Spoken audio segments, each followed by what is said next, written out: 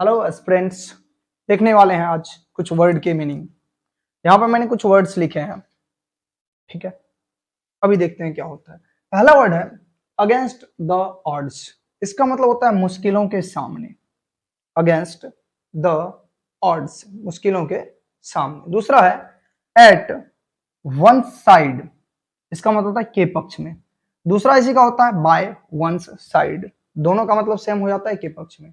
तीसरा है at the outset. इसका मतलब होता है शुरुआत में। एट द आउटसेट का मतलब क्या है? शुरुआत में। दूसरा है फ्रॉम द आउटसेट। इसका मतलब भी हो जाता है शुरुआत में। अगला है एट द एंड। इसका मतलब होता है आखिरकार या अंत में। आखिरकार या अंत में, ये रिजल्ट को शो कर रहा है। दूसरा है इन द एंड। इसका मतलब भी होता है आखिरकार या अंत में। अगला है एट साइट, मतलब होता है देखते हैं। दूसरा है ऑन साइट, देखते हैं। ये तो वर्ड है।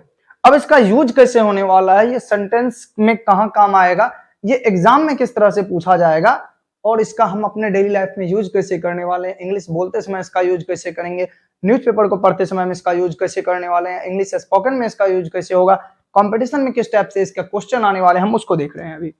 अब यहाँ पे फर्स्ट सेंटेंस क्या है? He knew down before the odd.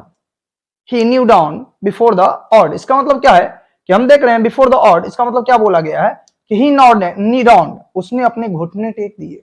उसने घुटने टेक दिए बिफोर द ऑड्स, मुश्किलों के सामने। उसने क्या किए? घुटने टेक दिए मुश्किलों के सामने। तो हम देख रहे हैं कि यहाँ पे इसका सही यूज होना चाहिए ऑड्स, और यहाँ पे लिखा हुआ है ऑड। क्या लिखा हुआ है? ऑड। तो फर्स्ट गलती यहीं पे होगी, हमें यहाँ पे एस लगाना होगा। हमें यहाँ पे क्या करना होगा? एस लगाना होगा, क्योंकि ये अगर एस नहीं लगा हुआ रहे तब ये क्या होगा? गलत हो जाएगा। दूसरा हम देख रहे हैं कि अगेंस्ट द ऑड सही मीनिंग होना चाहिए। क्या होना चाहिए? अगेंस्ट। यहाँ पे लिखा हुआ है बिफोर, इट मींस ये बिफोर जो है गलत है, बिफोर के जगह पे होना चाहिए अगेंस्ट। तो इस तरह से आपको वर्ड से प्रॉब्लम निकाल के दिए जा रहे हैं। अगला है I am with Ram side.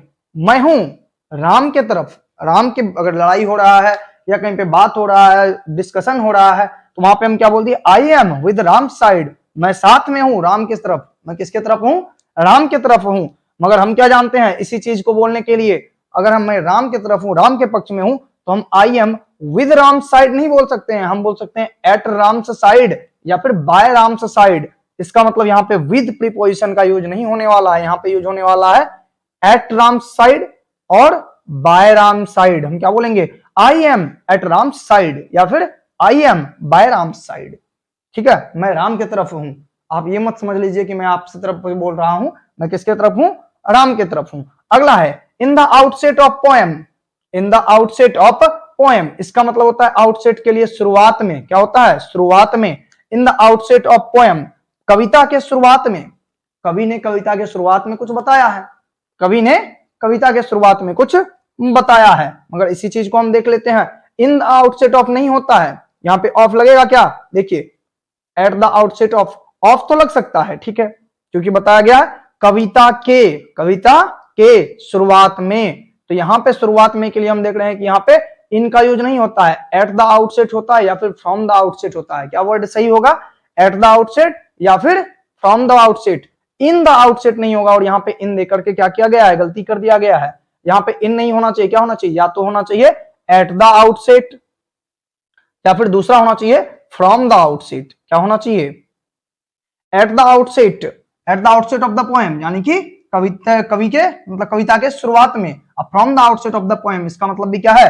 कविता के शुरुआत में। तो हम जान रहे हैं कि एट और फ्रॉम का यूज हम कर सकते हैं, मगर इन का यूज यहाँ पे गलती है। तो अगर आप स्पोकन में ऐसा गलती कर रहे हैं तो उसे भी सुधारने की जरूरत है, मतलब गलती हो रही है। न्यूज़पेपर में अगर कहीं पे लिखा हुआ है एट द आउटसेट, तो आपको एट याद रखना है। अगर इन लिखा हुआ है, इसका मतलब कहीं ना कहीं गलती हो गया है। कंपटीशन में अगर इस टाइप का क्वेश्चन आ रहा है, फिल इन द ब्लैंक्स में आ रहा है, कॉमन एरर में आ रहा है, सेंटेंस इंप्रूवमेंट में आ रहा है, तो आपको क्या करना है? वहां पे इस प्रॉब्लम को सॉल्व करना होगा। कई तरह के क्वेश्चन इससे पूछे जा सकते हैं। पहला क्वेश्चन तो ये कि फिल इन द ब्लैंक्स, इस जगह को खाली छोड़ दिया जाएगा, आपको भरने बोला जाएगा। दूसरा पूछा जाएगा कॉमन एरर। कॉमन एरर का मतलब सेंटेंस में कोई एक पार्ट गलत होगा, उस पार्ट को खोज के बताना है। अभी तो मैंने ये छोटा सा सेंटेंस बताया, 2 लाइन का ये सेंटेंस होगा, बीच में ये कहीं लिखा हुआ रहेगा, आपसे पूछा जाएगा फाइंड द एरर, कहां गलती है। तो आपको पता होना चाहिए कहां गलती है, तब तो आप एबीसीडी पार्ट में टिक मार पाएंगे।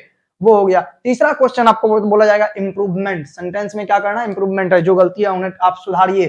तो आपको पहले पता तो होना चाहिए गलती कहाँ है और कैसे सुधरेगा, तब तो आप उसे सही कीजिएगा। तो ये है।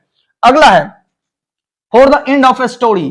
For the end of a story मतलब कहानी के अंत में क्या बोला गया है? For the end of the story, end of a story यानी कहानी के अंत में। तो कहानी के अंत में हम जानते हैं end of story, end of के साथ क्या यूज होने वाला है? एंड के साथ यूज होता है एट या फिर इन का, मगर यहाँ पे यूज हुआ है फॉर का। यहाँ पे किसका यूज हो गया है? फॉर का, जो कि फॉर का यूज एकदम गलत है। यहाँ पे यूज किसका होना चाहिए? एट या फिर इन का होना चाहिए। यहाँ पे हम बोल सकते हैं at the end of story मतलब कहानी के अंत में, या फिर हम बोल सकते हैं in the end of story कहानी के अंत में, मगर for the end of story नहीं बोल सकते, यहाँ पे फॉर गलत हो जाएगा। अगला है love in first sight. Love in first sight मतलब क्या हुआ कि पहली नजर में प्यार हो गया। पहली नजर में क्या हो गया है? प्यार हो गया है। तो हम यहाँ पे देख रहे हैं कि क्या लव इन फर्स्ट साइट होता है? नहीं। हम देखते ही अगर प्यार हो रहा है तो उसके लिए हम एट फर्स्ट साइट यूज करेंगे या फिर ऑन फर्स्ट साइट यूज करने वाले हैं। हम किसका यूज करने वाले हैं? सॉरी, यहाँ पे जो इन लिखा हुआ ये क्या हो गया? ये गलत हो गया। तो यहाँ पे इन नहीं होना चाहिए, क्या होना चाहिए? या तो होना चाहिए एट फर्स्ट साइट या फिर होना चाहिए ऑन फर्स्ट साइट। हम बोल सकते हैं लव एट फर्स्ट साइट या फिर लव ऑन फर्स्ट साइट। तो देखते ही प्यार हो रहा है, क्या हो रहा है? देखते ही प्यार हो रहा है। तो यहाँ पे हम क्या बोलेंगे? या तो एट या तो ऑन। इन नहीं बोल सकते हैं, यहाँ पे इन गलत हो गया। तो इस टाइप के वर्ड और इस टाइप के यूज को जानने के लिए आप हमारे चैनल के साथ जुड़े रहें। जो भी आपके स्टूडेंट हैं, आपके नियर में फ्रेंड है, जो भी इंग्लिश स्पोकन की तैयारी कर रहे हैं, जनरल कंपटीशन की तैयारी कर रहे हैं, अगर उन्हें न्यूज़पेपर पढ़ने में दिक्कत आ रही है तो उन सभी के लिए हम यही बोलना चाहेंगे, आप उन सबको ये चैनल जरूर शेयर करें, उन सबको भी इससे फायदा मिलने वाला है। और आप भी इस वीडियो को देख के अपने नॉलेज को बढ़ा सकते हैं, कहाँ सही यूज होने वाला है, इंग्लिश बोलने में आपको इंप्रूवमेंट होगी, आप न्यूज़पेपर को सही ढंग से पढ़ पाएंगे। और अगर आप कंपटीशन की तैयारी कर रहे हैं, किसी एग्जाम की तैयारी कर रहे हैं, तो उस टाइम में ये आपको बहुत ही ज्यादा यूजफुल होने वाला